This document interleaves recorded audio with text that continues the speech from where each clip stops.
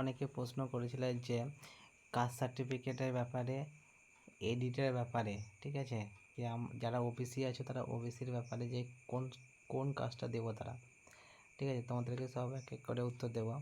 ফার্স্টে বলছি যে কাস্ট সার্টিফিকেটের ব্যাপারে এডিটটা শুরু হবে 5 তারিখ থেকে, ঠিক আছে। 5 তারিখের আগে তোমরা এডিট করতে পারবে না। 5 তারিখ থেকে এডিট অপশন শুরু হবে, ঠিক আছে। আর একটা সবচেয়ে গুরুত্বপূর্ণ ব্যাপার যে তোমরা আগে দেখবে ওয়েস্ট বেঙ্গল, এখানে তোমরা ফার্স্টে যাবে, ঠিক আছে, কাস্ট সার্টিফিকেট ওয়েবসাইটে যাবে, ঠিক আছে।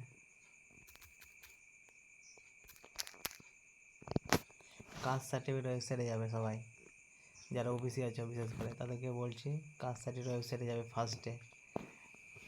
যে আমার তো স্যার ওবিসি সার্টিফিকেটে এ আছে, আমার তো বি আছে, সেটা কিন্তু নয়, হ্যাঁ।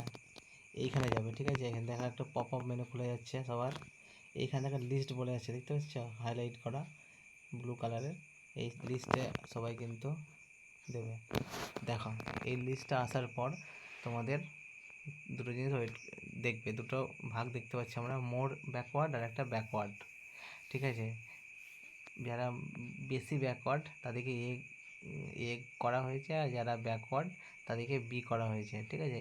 এ গ্রুপে আছে 49টা জাতি, ঠিক আছে, আর বি গ্রুপে আছে 91টা জাতি। তোমরা ফার্স্ট কি করবে, এইখানে এই ওয়েবসাইটে গিয়ে আগে দেখবে যে তোমার এ কিনা, ঠিক আছে। কেউ হয়তো বি ছিল আগে, এ হয়ে গেছে, এর লিস্টে যাদের নাম আছে তারা কিন্তু এ ক্যাটাগরি সিলেক্ট করে ফর্ম ফিল আপ করবে। আর যারা বি ক্যাটাগরি তারা বি ক্যাটাগরি সিলেক্ট করে, বি যারা আছে তাদের সাবকাস্টটা প্রথমে খুঁজে নেবে, দেখবে তোমাদের সার্টিফিকেটে সাবকাস্ট দেওয়া আছে, সেই সাবকাস্টটা সেখানে খুঁজবে। এখানে দেখবে, দেখো অনেক কিন্তু অ্যাড হয়েছে, ঠিক আছে। আর এখানে বি আছে, এ আছে, এটা দেখে কিন্তু অবশ্যই করবে। যারা নতুন হয়েছে তাদের কিন্তু এটা দেখে কিন্তু ফর্মটা ফিল আপ করবে, ঠিক আছে। তোমরা কিন্তু কাস্ট সার্টিফিকেট দিয়ে কিন্তু ফর্ম ফিল আপ করবে না। আর সবচেয়ে গুরুত্বপূর্ণ একটা ব্যাপার হচ্ছে যে এখানে কিন্তু অনেক জাতি যোগ হয়েছে, অনেক জেনারেল ছিল আগে, ঠিক আছে, তারা কিন্তু এখন কিন্তু ওবিসির লিস্টে এসছে, ওবিসি বি লিস্টে। কিন্তু তারা কি করবে, অনেকে প্রশ্ন করছে, ঠিক আছে, তারা কি করবে। এখন আমাদের তাদের লিস্টে নাম উঠে গেছে, ঠিক আছে। অনেকে কিন্তু এখন মধ্যে জানে না যে তাদের বি লিস্টে নাম এসছে, ঠিক আছে। অনেক জেনারেল কিন্তু ছিল আগে, হ্যাঁ, আমারই জানা প্রচুর অনেকজন আছে যারা জেনারেল হিসাবে কিন্তু ফর্ম ফিল আপ করেছে বা জানে। দেখো অনেকে আছে যারা আগে জেনারেল ছিল, ঠিক আছে, কিন্তু এখন ওবিসির লিস্টে কিন্তু নাম এসছে। তোমাদের কিন্তু অবশ্যই ওবিসি লিস্টটা সার্চ করার পর, হ্যাঁ, দেখা উচিত। কিন্তু তোমাদের একটা কথা বলছি যে এখন অনেকে বলবে যে আমার সার্টিফিকেট নেই কিন্তু লিস্টে নাম আছে, তারা কি করবে। তারা কিন্তু চিন্তা করার কিছু কারণ নেই। আবার যদি, যেহেতু লিস্টটা পরে দিয়েছে, একটা কেস সুপ্রিম কোর্টে কেস ছিল, ঠিক আছে, সেহেতু হয়তো ফর্ম ফিল আপ এই এডিট অপশানটা, কাস্ট সার্টিফিকেট এডিট অপশানটা আবার দিতে পারে।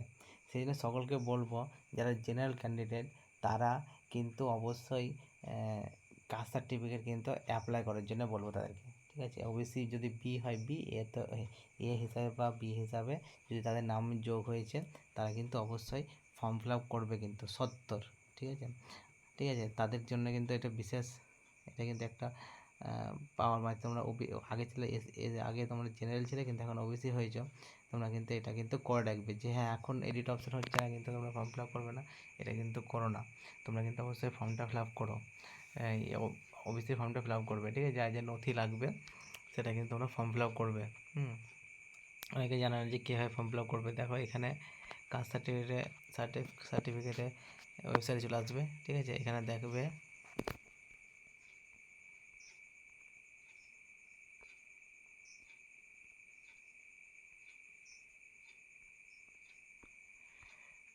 অ্যাপ্লাই অপশান থাকবে, ঠিক আছে।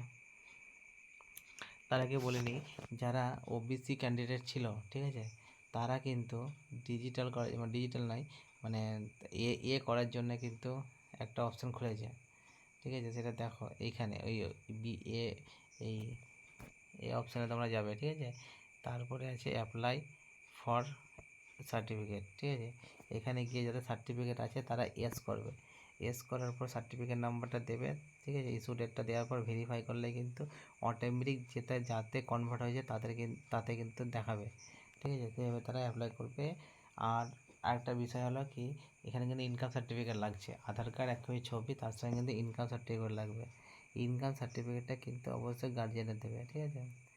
আর কোনখানে ইনকাম সার্টিফিকেট লিখবে আমি বলে দিচ্ছি, দেখো এখানে লিখবে কিন্তু, এখানে যদি বাবার অ্যানুয়াল ইনকাম যদি চাকরির ব্যাপারে থাকে তাহলে এখানে লিখবে, আর যদি চাকরির ব্যাপার না থাকে তাহলে অ্যানুয়াল ইনকাম থাকবে। এটা হলো তোমার প্যারেন্টস, ফাদার, আর যদি মায়ের থাকে তাহলে মায়ের, ঠিক আছে? যে কোনো একজনের এটা দিয়ে সাবমিট করবে, ঠিক আছে? আর কোনো আর যেগুলো আছে সেগুলো খুব স্বাভাবিক জিনিস, ঠিক আছে? নাম অটোমেটিক চলে আসবে, ঠিক আছে? শুধুমাত্র তোমরা আধার কার্ডটা দেবে, মোবাইল নাম্বার দেবে, বাস। আর বাকি কিছু করার দরকার নাই। গিয়ে বিডিও হলে বিডিও অফিসে, এসডিও আন্ডারে হলে এসডিওতে ফর্ম জমা দেবে, ঠিক আছে? আর যারা বলছেন জেনারেল থেকে নতুন যারা, তারা কীভাবে অ্যাপ্লাই করবে, তারা এখানে এসসি এসটি ওবিসি এখানে অ্যাপ্লাই ফর অপশান আসবে, ঠিক আছে? এটা কিন্তু তারপর ডিস্ট্রিক্ট সিলেক্ট করে যেমন ফর্ম ফিল আপ হয় সেইভাবে ফর্ম ফিল আপ করবে। আর তোমাদের ক্ষেত্রেও কিন্তু এখানে ইনকাম সার্টিফিকেট লাগবে, ঠিক আছে? আর যদি আর একটা একরকম কী লাগবে, দলিল লাগবে, একটা পুরোনো দলিল লাগে, ঠিক আছে? আর তোমাদের মানে জাতি লেখা থাকবে এরকম একটা দলিল লাগবে, ঠিক আছে? যাতে দেখবে আগে পুরোনো দলিলে কিন্তু তার জাতি লেখা থাকে। আর কী কী ক্রাইটেরিয়া আছে সেটা তোমরা দেখে একটু ফিল আপ করবে, দিয়ে তারপরে নিকটবর্তী বিডিও অফিস বা এসডি অফিসে জমা দেবে, ঠিক আছে? তোমরা কিন্তু এটা দেরি করো না। হয়তো তোমাদের যদি এখন তো টাইম আছে, হয়তো দেখবে যদি 15 দিনে বা 7 দিনের মধ্যে সার্টিফিকেট বেরিয়ে যায়, হয়তো আরেকবার যদি এডিট অপশান দেয়, তাহলে কিন্তু তাদের জন্য কিন্তু এটা কিন্তু সুবিধা। ঠিক আছে, যদি ভিডিওটা ভালো লাগে তাহলে লাইক করে রাখবে, আর যদি কিছু জানার থাকে তাহলে তখন কমেন্টে জানাবে, কমেন্ট করবে, আমি তোমাদের থেকে জানাবো, ঠিক আছে?